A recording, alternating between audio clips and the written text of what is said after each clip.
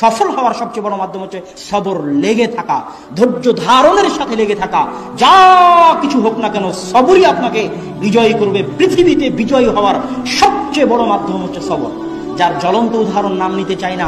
আফগানিস্তানের মাটিতে কিছুদিন আগে আপনারা দেখতে পেলেন, এই 2-3 দিন আগে আমেরিকার সাথে যারা চুক্তি করলো, তারা শুধু সবর দিয়েই, ধৈর্য দিয়েই এই পর্যন্ত আসতে পেরেছে। ধৈর্য দিয়েই 20 বছর ধৈর্য।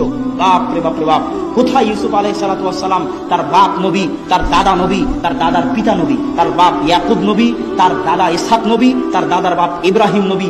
এতগুলো নবীর সন্তান হওয়ার পরেও, এতগুলো নবীর দোয়া থাকার পরেও ইউসুফ কুয়ায় ঝুলে, কুয়ায় মরে কি বাঁচে, ওখান থেকে কৃতদাস, নবীর ছেলে কৃতদাস, বাপ নবী, দাদা নবী, দাদার বাপ নবী, সে কৃতদাস, কৃতদাস হয়ে মানুষের বাড়িতে কাজ করে। তাহলে কি রকমের ধৈর্যের পরিচয় তারা দিয়েছেন! ধৈর্য দিয়েই ইউসুফ এবং ইয়াকুব বিজয় লাভ করেছেন। আপনিও যদি আপনার জীবনে বিজয়ী হতে